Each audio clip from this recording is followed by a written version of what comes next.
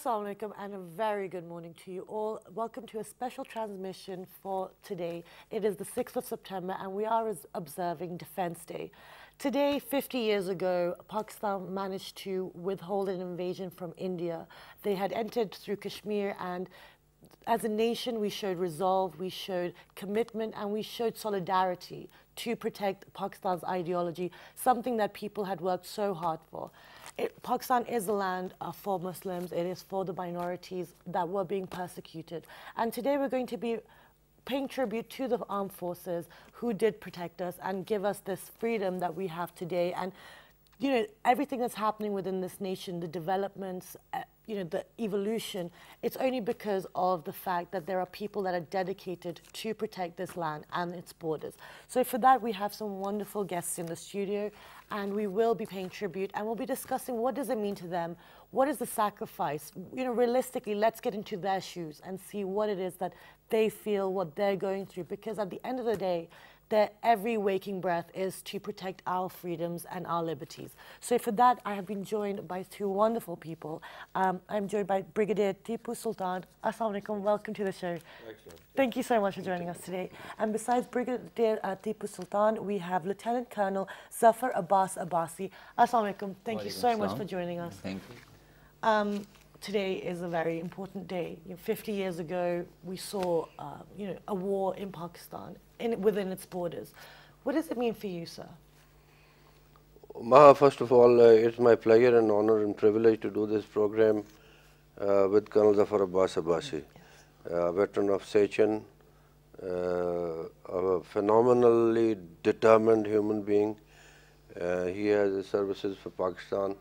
I really wish him and his family very well. Talking about 1965, you see, there are two things that I want to tell you. One, that in military history you never learn that there was a big army which defeated a small army. You always learn a lesson that there was a smaller force, there was a smaller army which concentrated in time and place with determination and skill and training, it defeated the bigger army. That's what we learn from the early Islamic campaigns where they fought the mighty Romans. That's what we learn from Napoleon. That's what we learn everywhere. So 1965 war in its character and its dynamics is exactly the same. Pakistan was a much smaller force compared to the Indians, but Pakistan came out with true colors. The second thing that I want to tell you is that the wars are fought between nations, not only the armed forces. The 1965 war was a phenomenal occasion in history of the subcontinent, indeed in the world, that the entire nation was geared up and stood behind their armed forces. And there were traffic congestions at the time, and the army was really worried whether they will be able to drive through, because the people were pelting flowers, giving them food, and old women kissing the soldiers and wishing them well and praying for them. There were unbelievable scenes over there.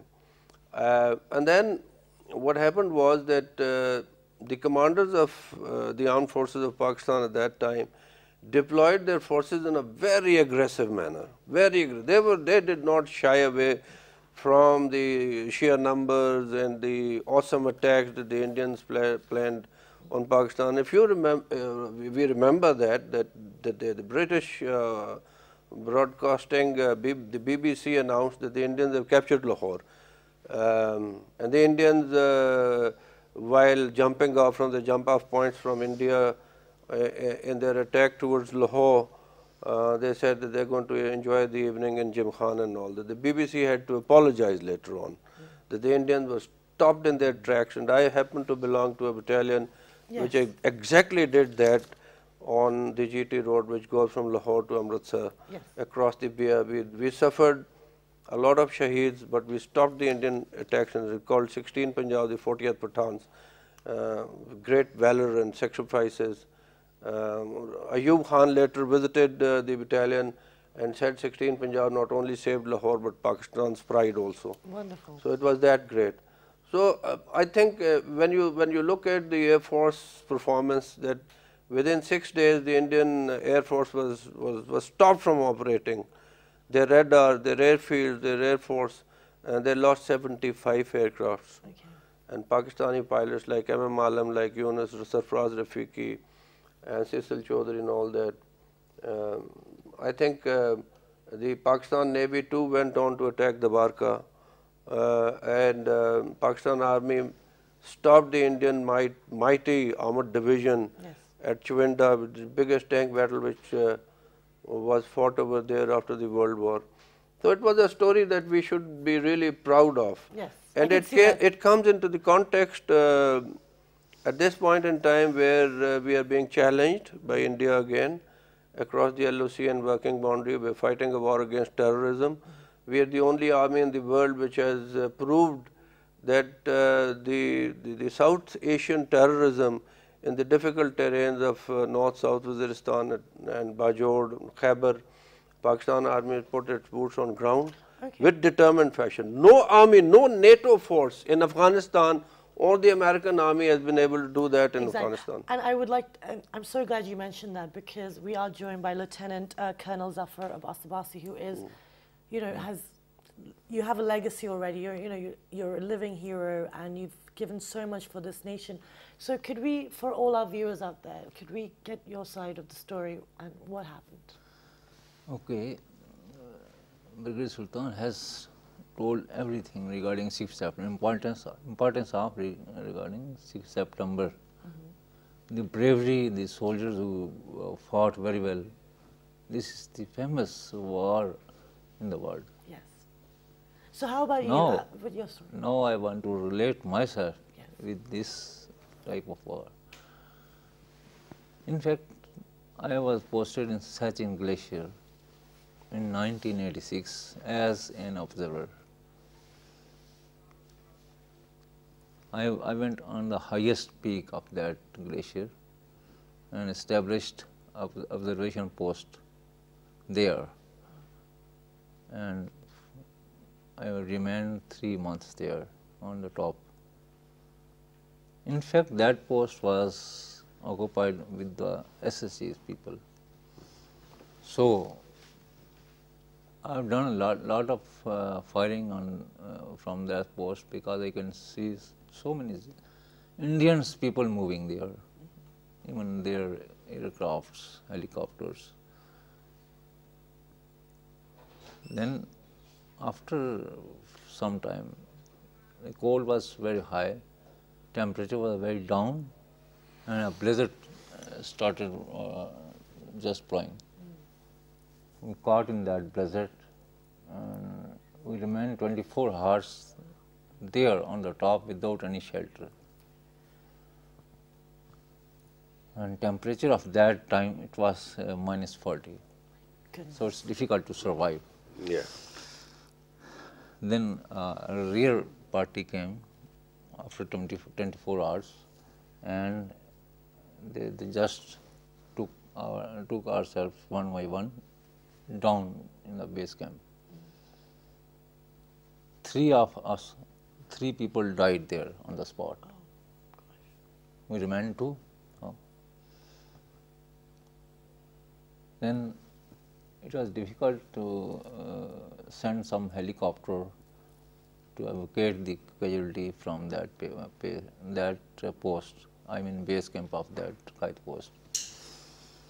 So one pilot just determined to come there. He flew away and just came to carry us. He just took, मैं उठा ली उधर से. Then even के Indians के shelling वहाँ start होगी, rocket. They were just throwing rockets on that helicopter. But अल्लाह ताला ने बचाना था, तो हमें वापस हेलीकॉप्टर से स्कर्दू ले आए. स्कर्दू में रखा एक रात. Then we stayed one night there, but there was no treatment for this disease which we had, frostbite. Then next day they took us here in CMH, Rawalpindi. In ITC they shifted us. रात को यहाँ मेरे साथ जो थे captain Akmal उनका नाम था, उनकी डेथ हो गई because is inner was finished because of that cold. मैं सिर्फ बच गया उस पूरे इस मार्का में। I was only the survival there. I stayed 1 year complete in that hospital. Treatment, I just got treatment of frostbite, but I was then my both legs were first amputated because they were just carrying that gangrene. Now, it was difficult to survive if they could not operate both feet below knee. Then right hand, they have operated right hand, left hand, and so many other operations. Yeah. After 1 year, I was quite well, and I got artificial legs from Fuji Foundation. Then a president came to me to see. I told him that I don't want to bow out from this army in this condition. I want to carry on my job in uniform. So they decided to let me wear uniform and carry on this job. After that, then I joined my unit and I did many courses in computers, and I was transferred in GHQ C4I Directorate for this purpose to develop the software. And then I was a developer. Then I did my master degree in computer sciences and did a lot in computers. Wonderful. So then I carried on my service. Then I was posted in AFIC.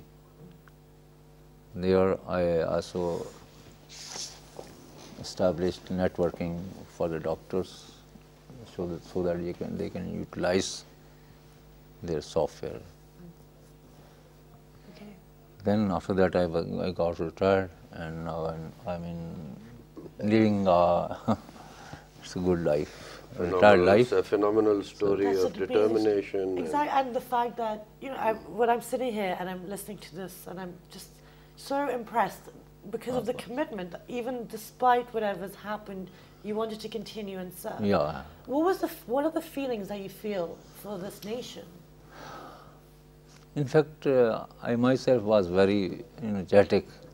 I want to do something for the sake of this country, for the sake of this nation. ये तो ऐसे था जैसे किश्तियाँ जलाकर हम गए थे आगे टॉप पर. And let me tell you, and this is right.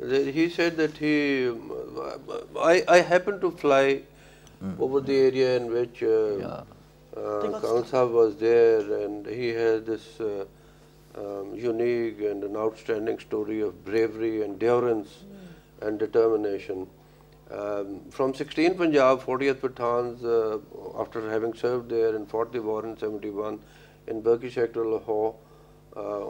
Incidentally, my unit 16 Punjab was involved in the war both in 1965 and 71 in Lahore. In 65, of course, we stopped the Indian attack. In 71, we attacked across into their territory. But after that, I came and joined Army Aviation. So I flew over the area in which you were operating, sir. Yeah. And let me explain it to you a little bit on what he said, that he established an observation post. The artillery observer is supposed to be at a point where he can directly and visually see the terrain in front of him and the enemy positions in order to direct the artillery fire. So he had to be high. The average height of Siachen glacier is about 10,000 feet. Above about 9,000 feet, you need regulated oxygen. And a temperature of -40 degrees with the blizzard effect and wind effect, if you put that, it comes to about -60–70 degrees. Of course, he's right. And to survive in that, like Colonel Zafar Abbas Abbasi, in those conditions, that time, let me tell you that after having flown there, seen the area, Not only the weather is treacherous, but in the face of the enemy firing, it is a tall order. It is very heavy on your determination. It is very heavy on your personality, and only Allah, which gives determination, can only the human being can survive. And look at the loss of his legs and at the loss of his efficiency of hands and limbs and his determination. Pakistan Army has got a lot of stories like that. Of course, this is an outstanding story, and that is why this country is so lucky to have the armed forces which can weld it together, which can defend it internally, which can defend it against the external attacks also. Let me also tell you that it is not only the opposition and the treachery of the Indians that Pakistan faces. The mere location where Pakistan is situated, which has got a potential to connect the Central Asian states into the warm waters, and we're sitting at the mouth of Strait of Hormuz. The world is aware about that. Yes. The world wants, we have seen that in the Balochistan, trouble was fueled by forces which wanted to take up a chunk of the terrain. And it makes Pakistan armed forces ever more important again. Absolutely, and it does, and we will discuss the importance of it after a short break. So do stay tuned, and we will continue our conversation with our incredible guests.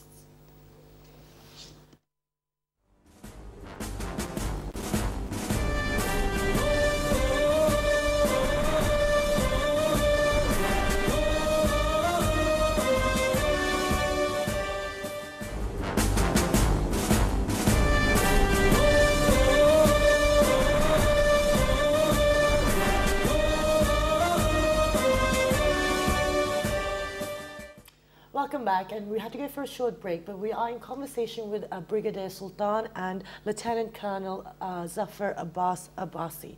So we were talking about the importance. We've heard the story, and it's. I cannot even understand how someone can survive that. It rains outside, or it gets a little bit too hot. You turn on the air conditioning. But talking about this resolve, this commitment, like you were saying, you were part of the 6th Punjab, which is also known as Charlie's Baton. Do you feel that the commitment, that patriotism is in the youth of today as well? Every unit has its traditions, all right, but the unit has to function within the framework of its brigade, its division, and the army.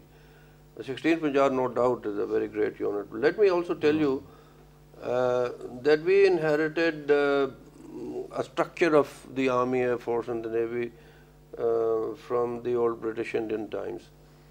But it goes to the credit of the trainers of Pakistan Army, Pakistan Air Force and Pakistan Navy to have improved upon that and to have excelled in that. And their training institutions like infantry school, like armor school, like artillery school, signal school, like the Air Force Academy, the fighter conversion unit, like the Naval Academy and the submarine conversion, etc. There is a relentless training of the armed forces, and I think it goes to the credit of our commanders and the participation of our rank and file sepoys and midshipmen and the airmen and the pilots and the fighter pilots, that they trained themselves to this excellence, and they are not behind any army of the world. Let me tell you that Air Marshal Noor Khan, although no representative from the Air Force is sitting here, I happen to be from the Army Aviation, and I've had my courses with the Air Force, and I've been a guest speaker at the Air War College. Pakistan Air Force was transformed within a span of 15 years from very basic aircraft like Tiger Moth, etc., where we got from the British Indian times, into a formidable force. We had Sabres, we had F-104s, and we had B-57s in 1965. And our pilots were so expert that they wanted, whatever they wanted to do with the Sabre F-86, they could do it, from inverted flying to steep turns to whatever position. And the way they maneuvered in the air in their dog fights against the Indians, I can tell you that we should be really, really proud of them. Absolutely. And the army, let me tell you that what had happened was that there were skirmishes across Kashmir, and the Indians opened up the international borders by attacking in numbers, in massive numbers across Sialkot and Lahore. And Pakistan Army, I have to confess that we did not foresee that, and we were not prepared, we were not positioned on ground. Yet my platoon was doing its routine physical training in Lahore cantonment area, Lahore city area. So it was a real shock. And they got onto whatever trucks they had, whatever transport they had, they ran across to meet their enemy. Okay. And they stopped their enemy in their tracks. That was the spirit. The aggression that the armed forces showed against the Indians in 1965, and the entire nation indeed, but was, I feel like was phenomenal. I feel like that spirit is, I mean, I feel like I can sense it, especially with, you know, a lot of my friends are very pro whatever's happening, and they understand the sacrifices that the armed forces give. But I would like to ask you, Lieutenant Colonel Zafar, how do you feel about the situation right now? You know, especially after everything you've been through, you know, you sacrificed a lot for this nation. What feelings do you get on this day? In fact, I told you that I was very motivated to sacrifice. I have done that, and I lost my both the legs and both hands. But innerly I am satisfied. I have done something for this nation. मैं बहुत regard करता हूँ अपनी कौम का, अपने मुल्क का, फौज का. उन्होंने बहुत कुछ मेरे लिए किया है, बहुत कुछ किया है. और इसके अलावा मैं ये मैसेज कन्वे करना चाहता हूँ नई जनरेशन को कि वो इस चीज़ को देखें कि उन्होंने इस मुल्क को कैसे बचाना है, अंदरूनी ख़तरात से भी, बैरूनी ख़तरात से भी. और इस फ़ौज में शामिल होकर वो जज्बा चाहिए हमें जो 65 वार में था कि वहाँ एक दफ़ा क्या हुआ था, व्हाट हैपेंड देयर, लोगों ने बम अपने चेस्ट के ऊपर बांध कर टैंकों में आगे लेट गए थे इंडियन टैंक्स के आगे. ये जज्बा चाहिए, this sacrifice I want. So you want that from the youth? So, okay. On that note, we're going to go and share a clip with you related to Defence Day. It was the media's portrayal of what the armed forces are doing for the nation. So let's go take a look, and when you come back, we'll continue our conversation with our heroes.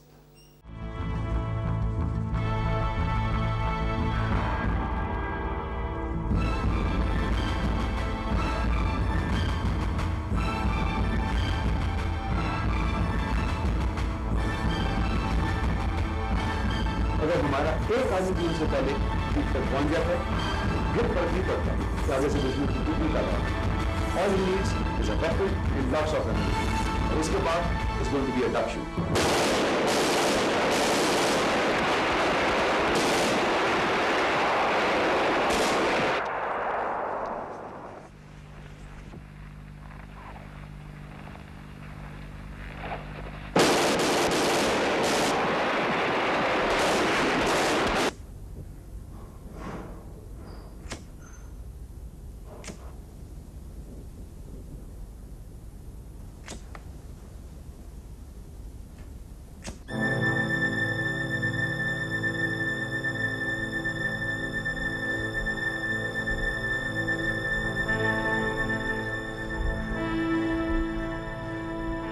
हथियार फेंक दो अपना.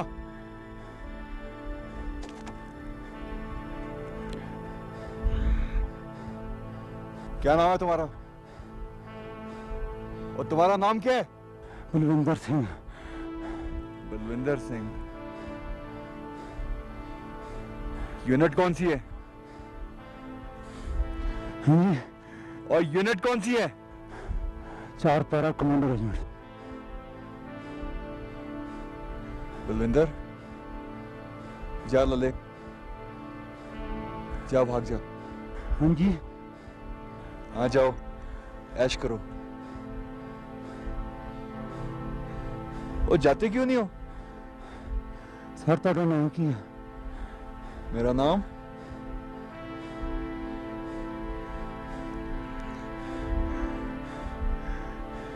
Captain Kashif.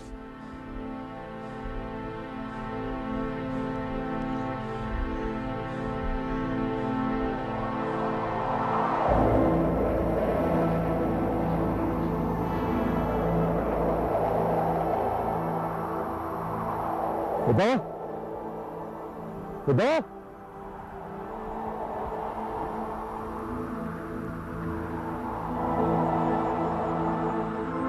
बोल सकती पकड़ो।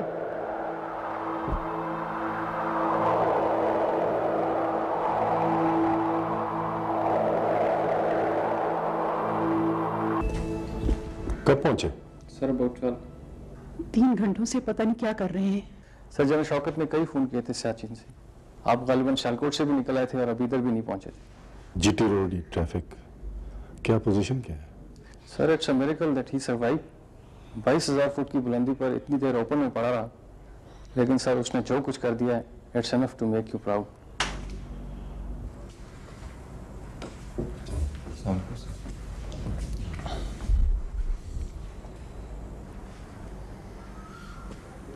Welcome on, I am waiting. Sir समझ नहीं आ रही आपको पार्क पर दूँ या इतनी हाइट पे वो इतनी देर अकेला पड़ा रहा, उसका तो जिंदा पहुंचाना एक बहुत बड़ी बात है sir. Come I can take the shock. Sir उसके दोनों हाथ, दोनों टांगे भी। Oh my God. So that was a clip from Alpha Bravo Charlie, and we show you these things to show you what the media is doing, what you can go and reference to if you want to entertain yourself. But on a serious note, people make sacrifices. To this day, the armed forces are making sacrifices, and Lt Col Abbasi just said what he would like from the nation.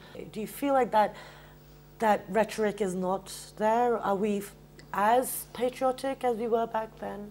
Are we as passionate about our country? I think if you look at the past few years and the coming of General Raheel Sharif, the Chief of the Army Staff, and the spirit that he has injected into the army, the entire nation stood up to respect him. Yes. I think he came and he said that he is going to take on the terrorist head on, and he went into, without losing any time, went into North Waziristan, and he has been an architect of making the national action plan against the terrorists with inland also, because when the army went into South Waziristan and North Waziristan, not everybody went across the Durand line into Paktika and all that, or Khost. Some of the terrorists came inland also, into Karachi, into South Punjab and other cities also. And General Raheel Sharif sat down with the government of Pakistan and devised a strategy as to how should this Zarb-e-Azb be conducted within the country, and how to make it a synergetic effort between the institutions of Pakistan, all institutions of Pakistan and the army.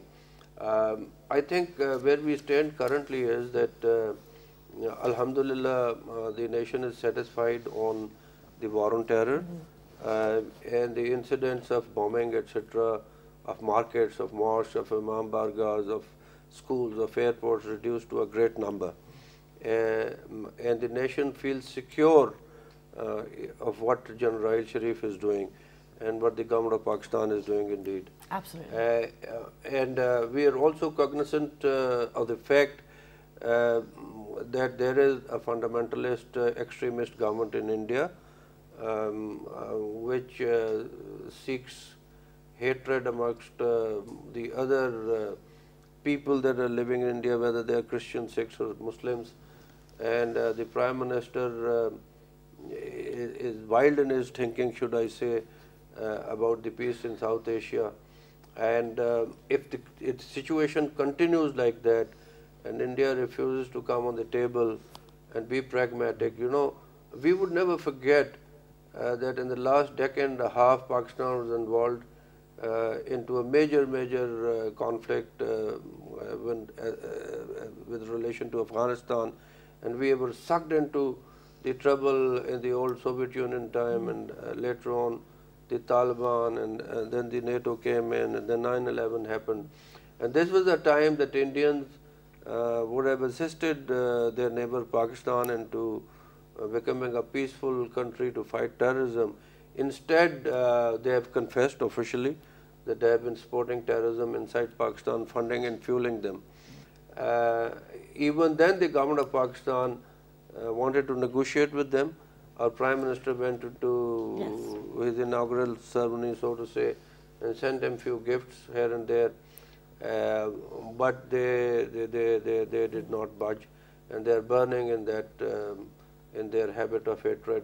Not only that, I was surprised. I was very surprised that a small official of Indian Cricket Board said that Pakistan is involved in terrorism. We won't play cricket with them. Yes, it is unbelievable, unbelievable. Even in sports, they bring in politics. Let me tell you, even if the Indians have engineered an attack on the Sri Lankan team in Lahore, but look at our record in hockey and in cricket again. They cannot shy away from us.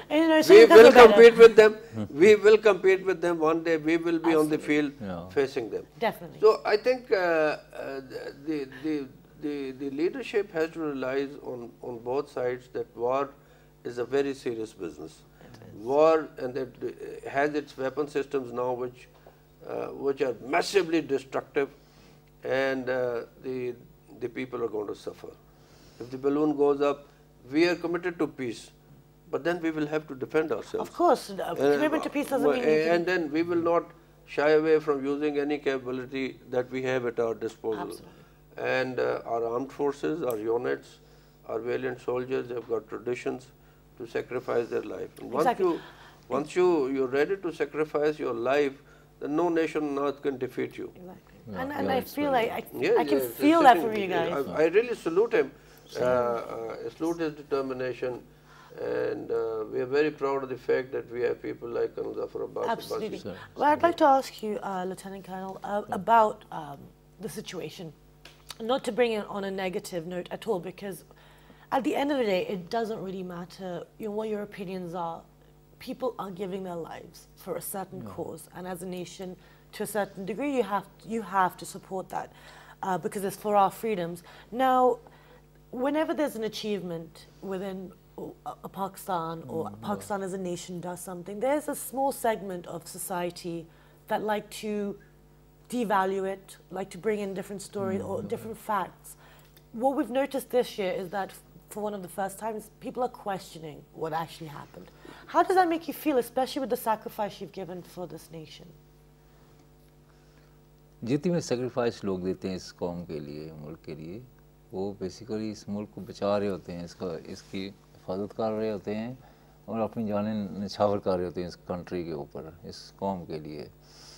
और उसका positively आपको लेना चाहिए इस चीज़ को, ना कि negatively आप इसको लें कि इतनी बड़ी कुर्बानी दी और आपको क्या मिला है। पीपल से like that, but I think you do this sacrifice, even you just give your life for the nation, for the country, and you will be rewarded by God. Let me tell you, there was an article by some professor in the newspaper regarding the aspect that you're talking. So I happened to call him, and I asked him, is any member of your family in the armed forces? Has anybody from your family embraced Shahadat? Do you know what it is? And he had no answer. My commander during 71 war was Captain Sikandar Shami, later on General Shami. And this is a family which has got a tradition of sacrifices. His father, Brigadier Hassan Rashid Shami, embraced Shahadat in 1965. He was the senior most officer who embraced Shahadat, Brigadier Hassan Rashid Shami Hilal-e-Jurat. And you have this Shami Road, the family name. Yes. So I was very, very lucky and privileged to have a commander like General Shami, the son of this great soldier who sacrificed his life. And General Shami stepped over our mine during the war, and he lost his leg, and we evacuated him to the hospital. And later on, when I went to see him at the CMH Lahore, his mother, Begum Shami, came and to see her son, who had lost her husband in 1965. And I told her, I was standing there and told her, Captain Shami, Sikandar Shami would be all right. And you know what she said? She said, Tipu, I can sacrifice my entire family on Pakistan. Yes. This is that strength. I remember that. And she passed away a few months back, and I happened to attend her funeral. There were a lot of people. It was very nostalgic, very historical. And the people like Zafar, who is sitting with us, as long as he is there with us, people like him are there with us. Nobody can look at us in a wrong way. Absolutely. Sure, sure. So right. You feel so. Yes, please. One thing I want to say that regarding this Chief Army Staff, General Rahil, he just called retired officers on dinner a few days on 14 August. वहाँ बैठ के हम सब मिले, chief से सारे मिले और उसके बाद बहुत सारे जर्नल रिटायर्ड आए हुए थे, अदर सर्विस से सारा कुछ. उसके बाद जब जाने लगे तो जनरल राहील जो है उस वक्त तक वहाँ खड़े रहे, सी ऑफ करते रहे, इवन के लास्ट पर्सन जब तक वहाँ से मूव नहीं किया उसने. उनकी look at his pedigree. This is very motivating. Shabir Sharif, Nishane Haider, who was. I have a privilege that he was my platoon commander when I was a cadet at PMA. A very close relation of Aziz Bhatti and Nishane Haider. Sure. So he has a legacy.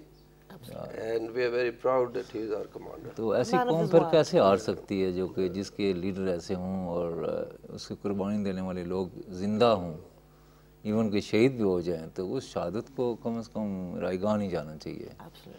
और मैं दुआ करता हूँ कि lovely man, you know, who loves his soldiers, who loves to be amongst them, and an impeachable, you know, he has a character which is absolutely very clear, crystal clear, unimpeachable. I think that's great to have a soldier like him. And I think that's what the armed forces have. Their character, their reputation is that, you know, you want something, they will be there for you. I remember when I was commanding the combat group, the attack helicopter brigade, and used to go as a guest speaker at the Command and Staff College. He was one of the instructors over there. And the way he meets you, and the way he remembers things, and the way he encourages you, it is a privilege. Wonderful. And unfortunately, we have run out of time, and it's been an absolute pleasure talking to both of you, sirs. I would just like for you to have, you know, just look into the camera, and if you'd like to share anything with our viewers, Lieutenant Colonel Abbas Abbasi, would you like to share anything?